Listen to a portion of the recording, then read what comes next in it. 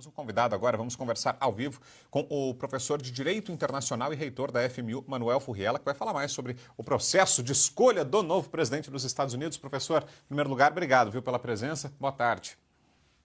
Olá.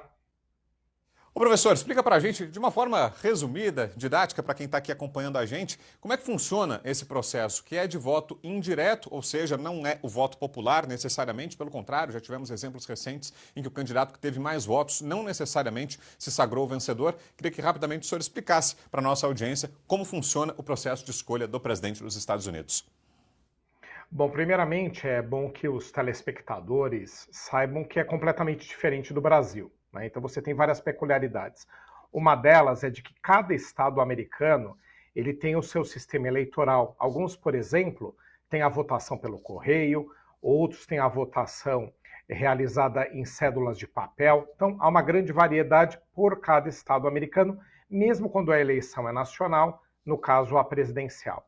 E também o eleitor, quando ele vota, escolhe o seu candidato, no caso aí nós temos principalmente a Kamala Harris e Donald Trump, Partido Republicano, Partido Democrata, existem outras candidaturas de outros partidos pequenos, independentes, mas majoritariamente as duas. Quando ele vota, ele não está votando diretamente no candidato, mas sim nos delegados. Então, uma série de regras que também são estaduais para a composição de cada um desses colegiados eleitorais, mas o ponto é que são efetivamente os integrantes dos colégios eleitorais, que aí sim escolhidos pelos eleitores, que escolhem o vencedor. E você mencionou bem que não necessariamente aquele que recebe mais votos totais, populares, é o escolhido. Por quê? Porque não necessariamente na hora do peso, que cada estado tem a sua quantidade de delegados, na hora do peso desses delegados, eles vão fazer com que haja uma escolha que não necessariamente dos eleitores. Isso aconteceu, inclusive, em alguns processos eleitorais recentes, um que envolveu Donald Trump quando ele foi eleito e venceu Hillary Clinton, onde ela majoritariamente teve quase 3 milhões de votos a mais, e também com relação ao Al Gore, quando ele perdeu de George Bush, também um outro momento onde isso aconteceu. De qualquer forma, a lógica é uma lógica criada nos primórdios, quando os Estados Unidos foram criados, que atendia não só a necessidades no sentido de não haver possibilidade num país tão grande, tão vasto, que você fizesse cômputo de votos diretos, isso é uma questão de época, mas principalmente para que todos os estados estivessem representados. Aqui lembrando que os Estados Unidos eles surgiram pela união de ex-colônias britânicas, no primeiro caso 13, depois uma ampliação, ao contrário do Brasil, que já surgiu praticamente com a extensão que temos agora e que depois se dividiu em estados. Então, a representação dos estados sempre teve peso muito forte e por isso que segue essa lógica de votação indireta. Ô professor, e falando sobre esse poder dos estados, queria que o senhor detalhasse para a gente como é o processo de voto mesmo. Tem voto em urna eletrônica, voto em cédula de papel, cada estado tem suas regras, né? Mas queria que o senhor trouxesse um apanhado para a gente dos diferentes modelos de votação que existem de forma simultânea no país. Voto impresso, voto em cédula de papel, é voto em urna eletrônica, tem o voto por correio, né? Então isso anula o voto em urna eletrônica, tem lugares em que são aceitos as duas modalidades, e depois a contagem. Como é que funciona, professor? Ótimo ponto. Realmente cada estado tem sua regra, em alguns até mesmo uma urna eletrônica não igual à nossa, mas uma outra modalidade, digamos assim, que não é de papel, que não é impressa, mas majoritariamente ainda prevalece o voto de papel. E aí alguma série de variações. Em alguns você perfura, né, a cédula para indicar o candidato que votou, em outros marca-se de caneta, mas há uma variedade realmente muito grande.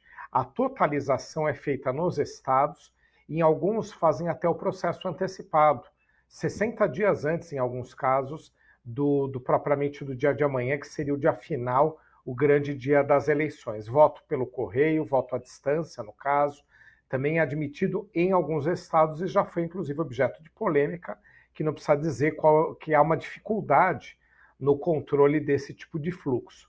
Mas eles admitem, aceitam, e a democracia americana ela é muito sólida. Mesmo a gente tendo alguns episódios de discussão sobre o processo eleitoral, o fato é que ela consagrou-se como uma das mais estáveis democracias do mundo e como uma daquelas que ininterruptamente tem mantido a votação, a escolha, a democracia popular.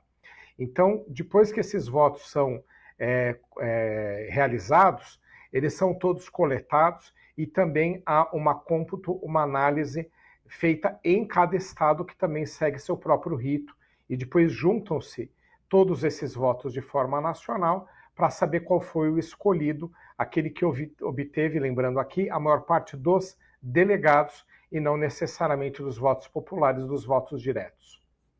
Ô, professor, e a apuração, quanto tempo deve demorar? Porque esse ano, por causa desse equilíbrio histórico, né, que as pesquisas têm apontado, muita gente tem dito que é uma apuração que pode levar dias, que não necessariamente amanhã à noite saibamos quem foi o vencedor. O senhor tem essa previsão também? E só antes de passar a palavra, professor, deixa eu abrir aqui para o pessoal do chat, quem quiser fazer perguntas pode fazer aqui no chat que a gente repassa para o professor Manuel Furriela. Vai demorar tudo isso mesmo, a apuração, professor?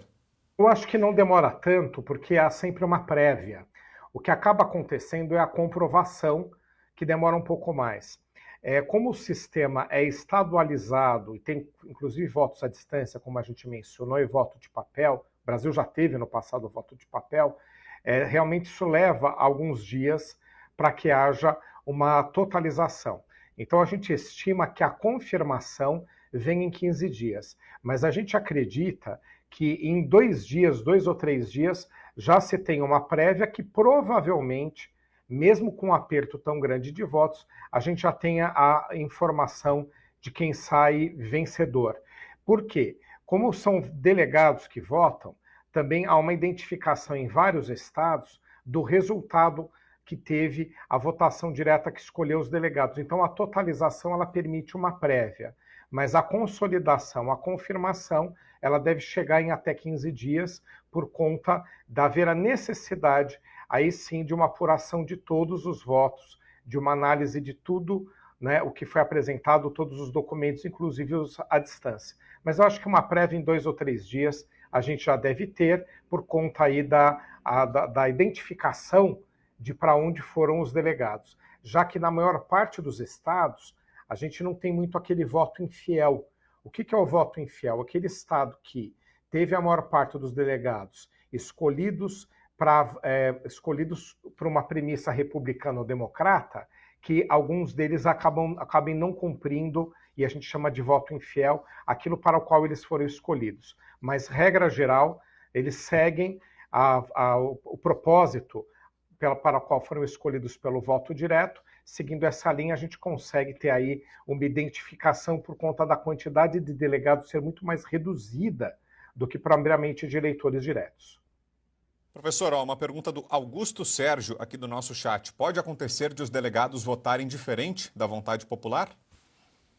Sim, e tem até um nome nos Estados Unidos, eles são chamados de infiéis. Em raras oportunidades isso acontece, né, porque eles também não querem se desgastar com aqueles que os escolheram, mas sim há essa possibilidade, já que eles têm liberdade de escolha.